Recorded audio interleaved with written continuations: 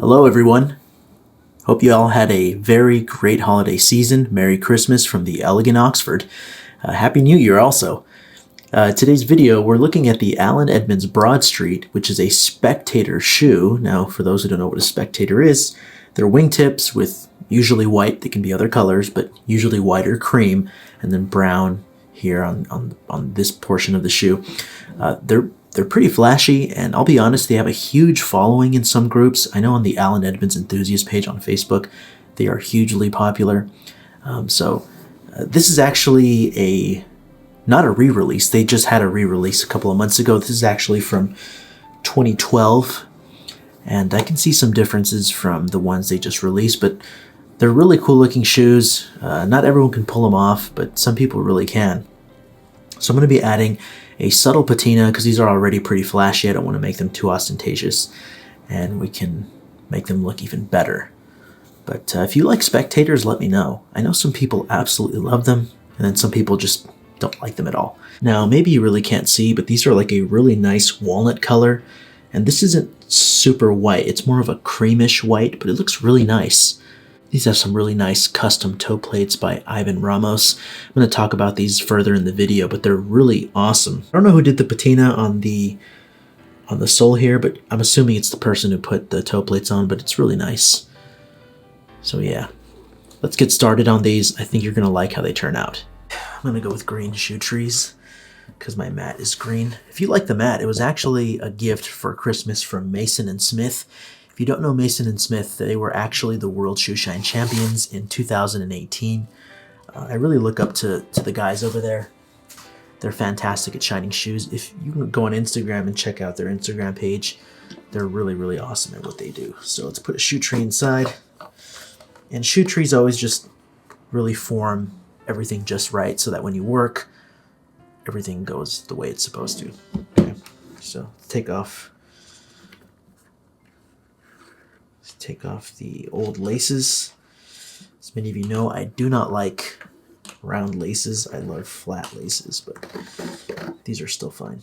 Honestly, these look really cool with like a cream suit or a tan suit, seersucker. Really fantastic.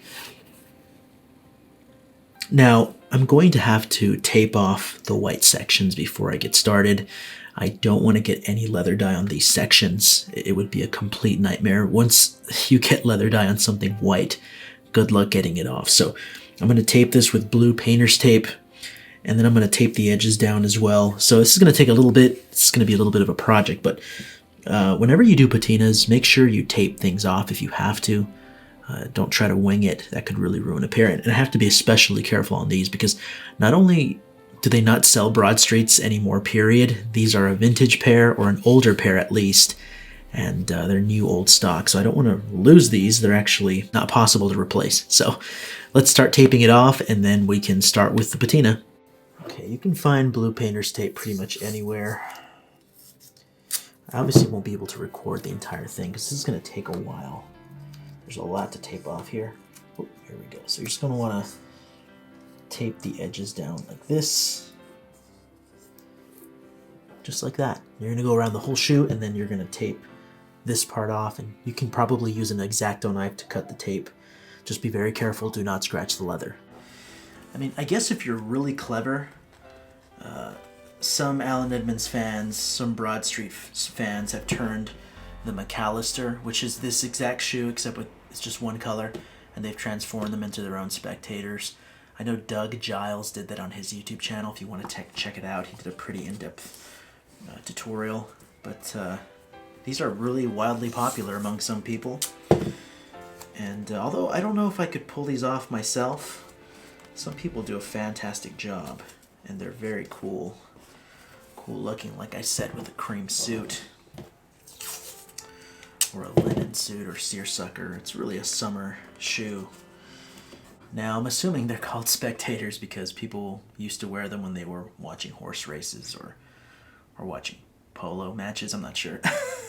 Here in San Diego, I used to live in Del Mar, and in Del Mar we have the famous horse races, and they happen once a year or something like that. So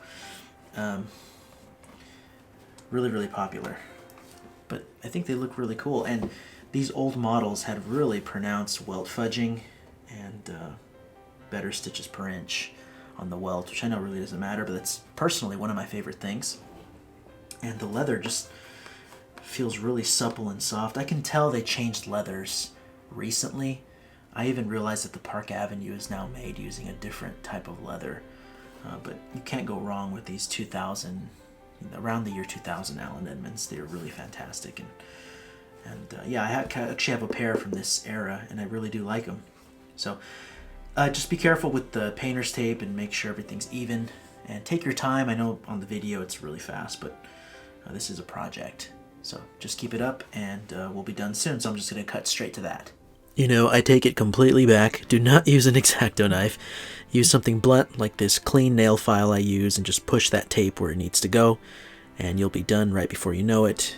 Just take your time and make sure everything's covered correctly. That actually took about 2 hours. It was just getting the tape and having to press everything in by the pinking here, which are those tooth-like edges on the leather upper. It's not perfect, but I think I should be able to cover the white reasonably well, and then I can start the patina. So now we're just gonna remove the factory finish using acetone, and that shouldn't take very long. So as always, get a clean white rag. Well, it doesn't have to be clean actually, because you're gonna be using acetone. All right. Okay, get some acetone and then just start to remove that finish. Okay. There we go, I got some walnut right on there. Okay. Excellent. There we go. So I'm just going to do that for the brown areas, and I don't want to touch the white area. That's why I taped everything off. I didn't want an accident. I didn't want acetone to accidentally splash on here because it'd be a big issue. So let me just remove the factory finish, and then we can get started on that patina. Alright, you could probably hear my kiddos in the background. I actually had to do this during lunchtime, so they're there eating, and they're being really loud. But if you're going to use a paintbrush or another type of physical tool, you probably won't run into this problem. But if you're using an airbrush like I am, just be really careful and make sure the shoe is completely stripped down, because the airbrush is infamous for not allowing the leather dye to seep in and actually get into the leather. Since there's no physical contact, there's no brush touching the leather, it's just air. So you just got to be really careful and sometimes apply multiple layers. So whenever I use the airbrush, I dilute the dye as much as I can, and then start adding sequential layers over and over. I add a layer, and I let it dry, and then I add another layer after, and just kind of you're just kind of building up that shading. And as I've mentioned already, these are Spectators. So I just kind of want the shading kiss effect, and nothing too pronounced, nothing too deep, because I want that juxtaposition between white and brown to do the talking, and not really the patina to take over and to steal the thunder. So just got to be really careful and do that correctly. And since I'm recording this once I'm already done, you know, this is probably, it did come out really great, and you're going to see that, so it did work. Now, as I always recommend, only go 1 or 2 shades darker than the leather. Since this is walnut, I'm not going to be using black or really dark brown. It's just too much of a contrast, and it looks kind of silly. It's a mistake I used to make all the time. Now I use colors that are closer but darker, and that really works a lot better. So you're going to learn that as you continue to dye your own shoes and add patinas of your own. So this is exactly what I want. Just a shading, just a nice little darkening effect, and that's pretty much it. I'm pretty happy that I taped everything off. Now that I'm done, this would have been an absolute nightmare without it. I'm pretty precise with the airbrush gun, but even then it just wouldn't have worked. So as you can see, I just added a slight kiss of light brown, medium brown, orange brown, and it's just ever so slightly. I don't want it to be too loud. This is already a Spectator, so you really just have to make sure that you're not going overboard, but that you're still leaving, you know, a pretty cool look. And I like how this area is light, pretty walnut still, and then we have some nice burnishing here and there. So I'm just going to do one more pass, and then I'm going to get to shining, and we'll be set. Now remember to take your time as you're removing the painter's tape. It's supposed to come off really easily, but sometimes it doesn't, and don't scrape too hard with your nail like I did, or you might end up scratching the leather a little bit. But yeah, just take your time, and it's just so satisfying to finally see your work pay off and to see what it's going to look like once it's all done.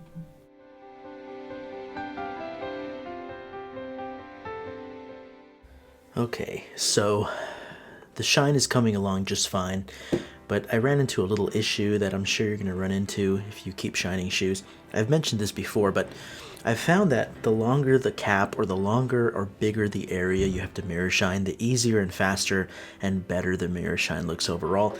Since this shoe is a wingtip and the area for shining is probably around 2 inches, it's very small, this mirror shine is really challenging. It's giving me a hard time. It's just not producing the shine that I want. It's just going to take longer. You're going to have to use smaller amounts of wax and really take your time. So this has been a 2 or 3 day process. I'll shine for 10 minutes.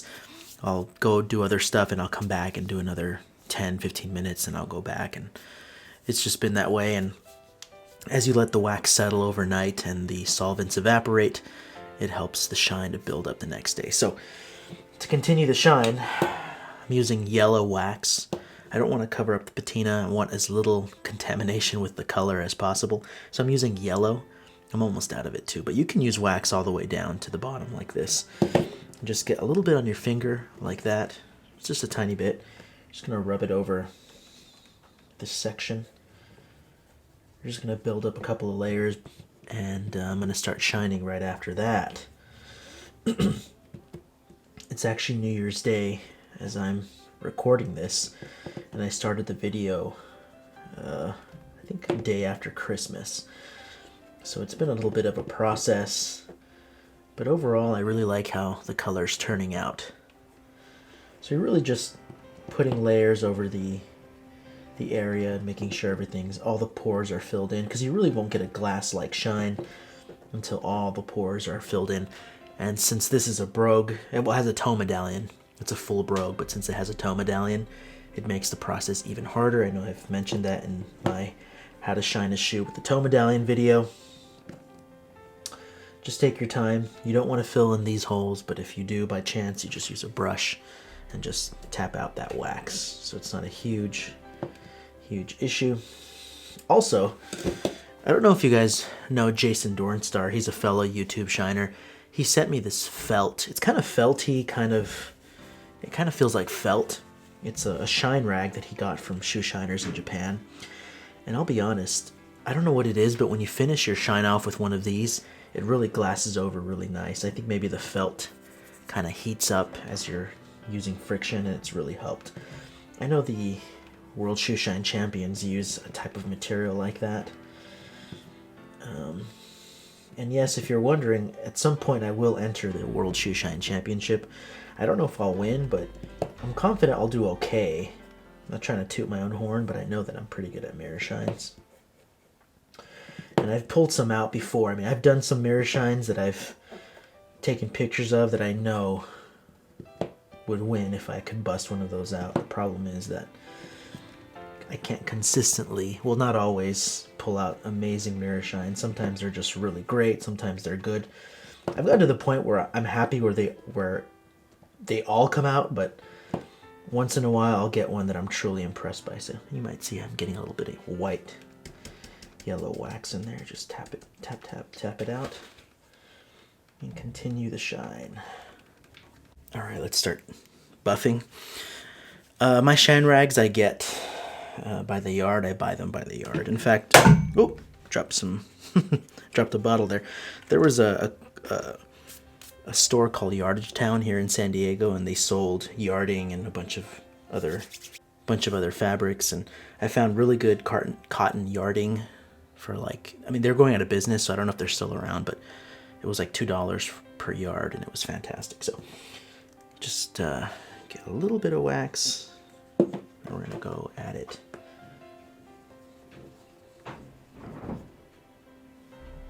What's that noise?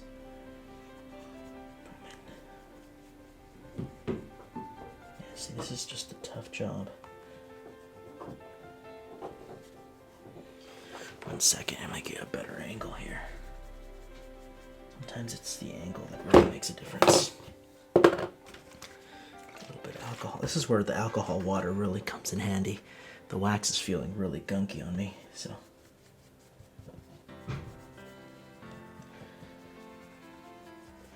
Where's the water? A little bit of water.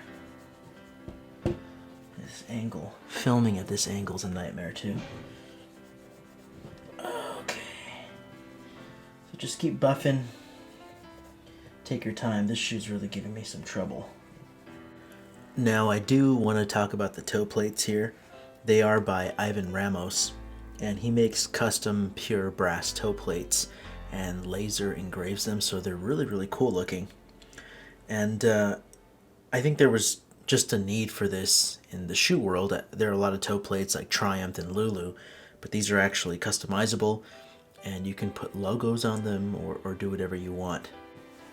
As I showed off in another video already, my navy blue shell cordovan strands, Ivan made some toe plates for me with the Elegant Oxford logo on them, which I think is really, really cool. So these are definitely unique, and if you'd like to get some yourself, you can contact Ivan. I left his information down in the description of this video, but I really wanted to highlight these because there's no one else that makes them like this, and you can even put logos or whatever you want on there, so it's pretty cool. And they're not just brass coated, they're actually made of real brass.